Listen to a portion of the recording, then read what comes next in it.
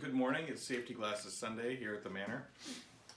Doing some home tasks and stuff, but I wanted to take a second, and if you're a nerd like I am, I've been doing some pretty heavy upgrades to my live rig, my live show keyboard rig, and I wanted to share that with you and kind of go through the bits and pieces, so follow me.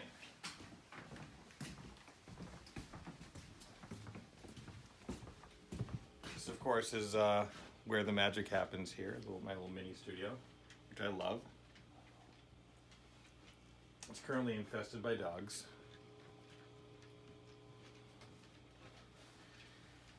All right, so what we have here is basically the heart of the rig is a Wurlitzer 200 model.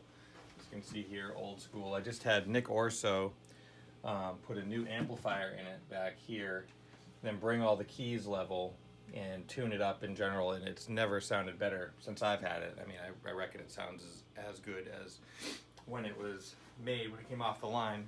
And then over here, I have the amp I've been using for years. This is a Music Man. I think it's a T50. I don't really know. I got it from Tim down at Buck Dancer's Choice. 2 channels, solid state clean, and then a dirt channel in here, which is tubed, which is great. I mean, there's tubes all around, but there's a solid state preamp in here, which does, oddly enough, have a nice amount of breakup in it. And then recently, Cody, some other place. Good girl, go in, go away. Recently, I just picked up this Leslie 825, which I believe is from the 70s. I've had 122s, which are the taller models, with a spinning rotor and the baffled, the low end baffle. But this is a solid state amp. It's very clean. I got it off Craigslist as a recommendation from everybody's friend Neil Collins, and it is beautiful. It's perfect in all of the ways. It's silent in its operation, no squeaks or wobbles or anything.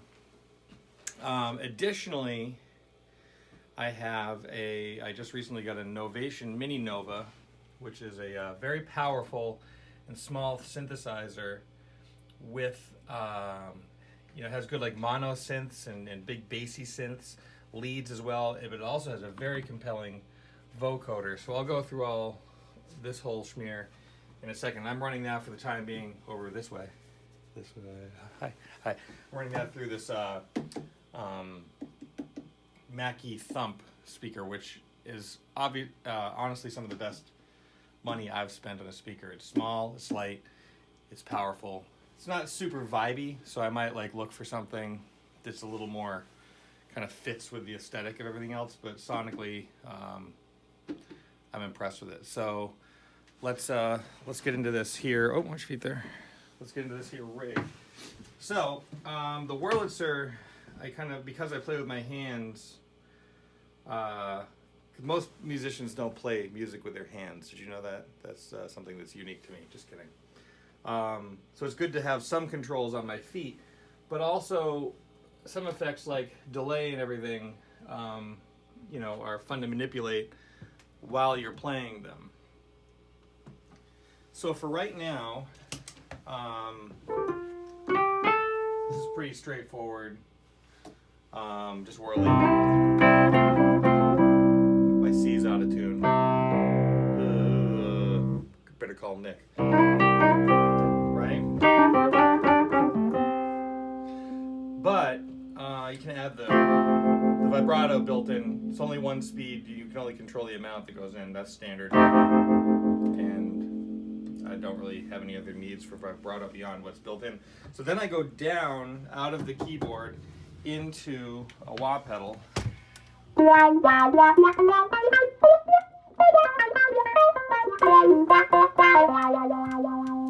Additionally, I have that's the original generation Electro Harmonix poly-octave generator, which, I still think is the best. The new ones are great, but this one just...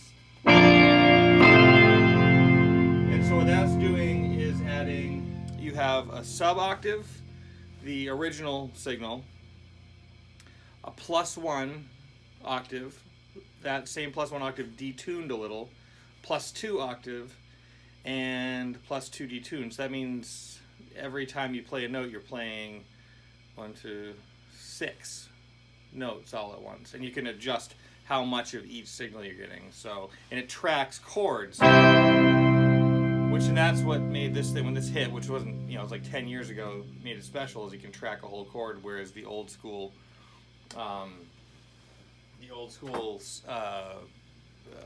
octave pedals would kind of do one, which made its own cool sound anyway.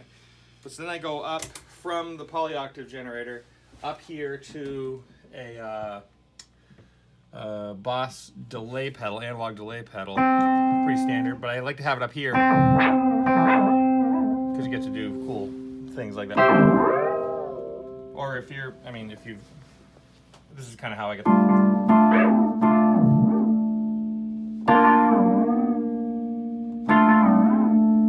Not the same pedal, but the similar sound. I recently had a Small Stone phaser, which I loved for years, but it was getting a little janky. But I tried out this Electric Mistress, and whereas the Wurlitzer itself is so fuzzy and kind of distorty, it made sense for me to have a sharper modulation pedal. And the cool thing about this is that you can have chorus.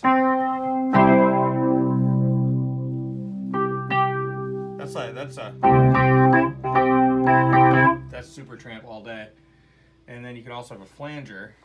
You can adjust the speed. Or you can have both. So I usually do like a little mix of both.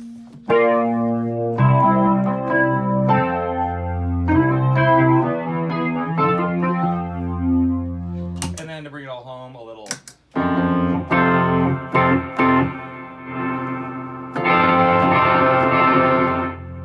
Whatever amount of that I want. That's a Holy Grail. These two are both Electro Harmonix. The Holy Grail. There's one that's a little more fancy, but whatever. And then, like I said, this amp has built-in distortion channel, which rules.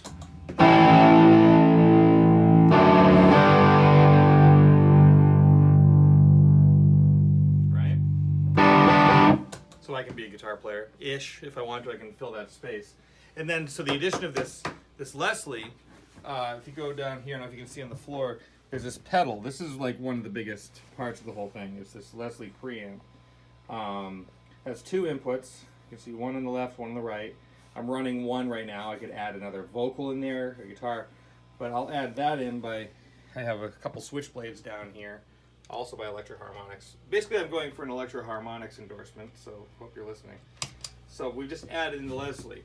The Leslie right now is at full stop, so that means I have a 12-inch speaker, which, by the way, this is a no-name cabinet with a old school greenback in it, 12-inch, so it's punchy. It has beef to it. But now with the Leslie, I can add in a 50-inch speaker, which gives it a little more bum, if you would. But then you can actually engage the rotor. So slow will give you. Now this is just dry. This is the Wurlitzer just dry. With the Leslie engaged on slow. Just widens it a little bit. And then you kick in the fast, which I think I did accidentally before, but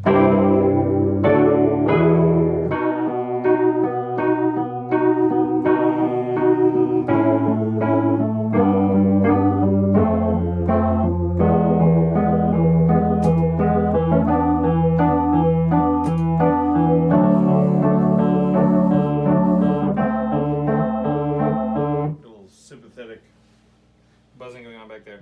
So this just opens it up. So now, live, what I will do is take this amp. They'll be sitting side by each.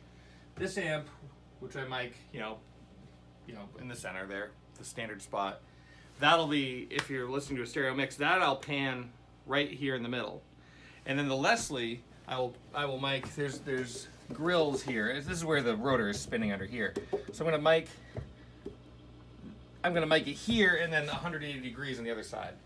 And those I'm going to pan hard right and hard left. So when I kick the Leslie on, initially you'll just have it here, but then all of a sudden it'll widen, boom, which will be, you know, most people are going to be like, I don't know what just happened, but I like it. And then when you engage the rotor, then it starts throwing the sound either side because it has like a little channel. And that channel spins around and moves. So it'll pass by this mic, it'll pass by this mic, pass by this mic, pass by, you know, really fast. So that's going to make it go back and forth. And that's when it gets like super, super psychedelic. I don't know if this thing records in stereo. You're probably not listening in stereo, so it doesn't really matter. So then I got the Mininova, the Ovation Mininova. I did a lot of research, and I had 23 inches to spare here on the top of my deck, and I really wanted to get another voice in. What I love about this keyboard is that it's powerful. It is versatile as well. So you have everything from, I've saved a few of my favorite patches, which you can easily access here. Well, this one's a nice string sound.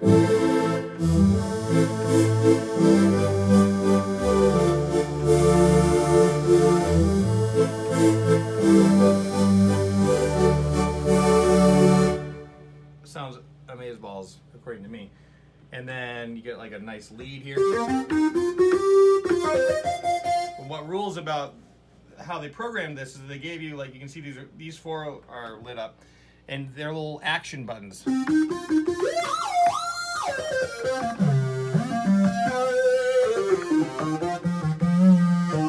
know, an easily accessible mod and pitch bend. I love that one so much because it makes no sense. So yeah.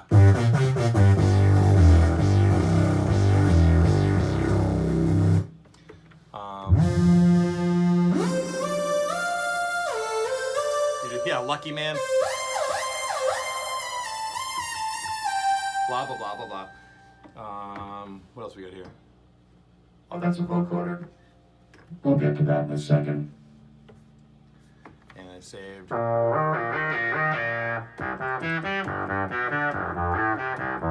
You can. It's from nerdy to badass. It's like all in here.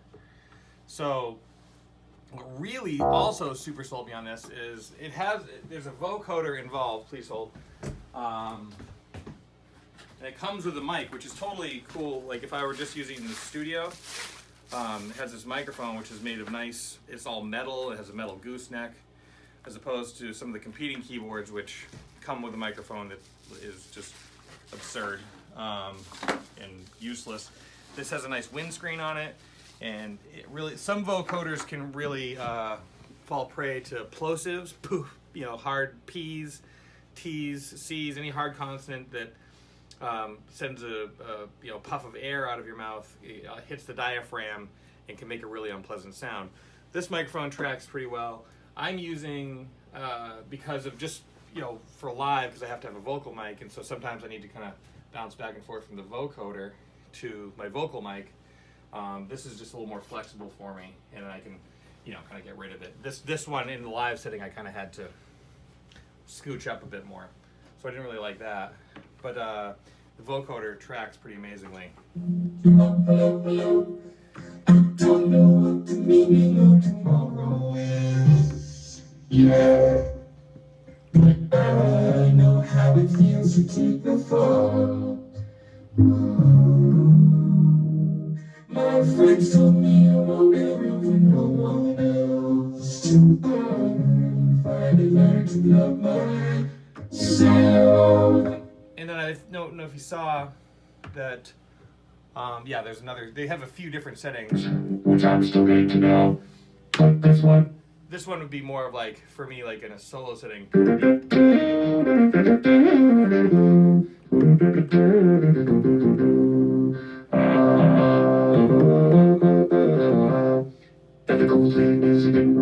cool thing is, like, some keyboard players are amazing. I'm not one of them. So my finger speed isn't up, but now I have the addition of my, my mouth is a lot faster, which has gotten me in a lot of trouble over the past few years. But like,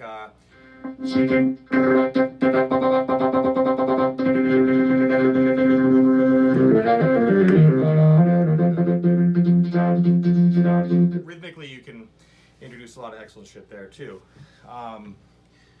But this thing really, started to, so if, like with we've got the Leslie, you add in the little delay, maybe some verb.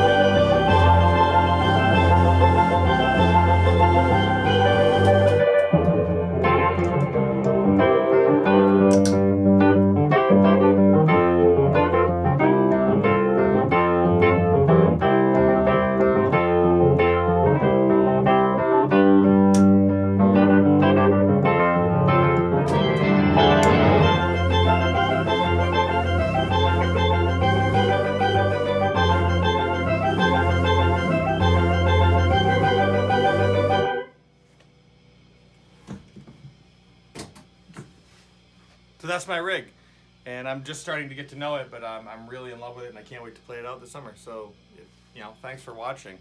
And if you're not inclined to like this stuff, thanks for putting up with all that talk. Good Lord.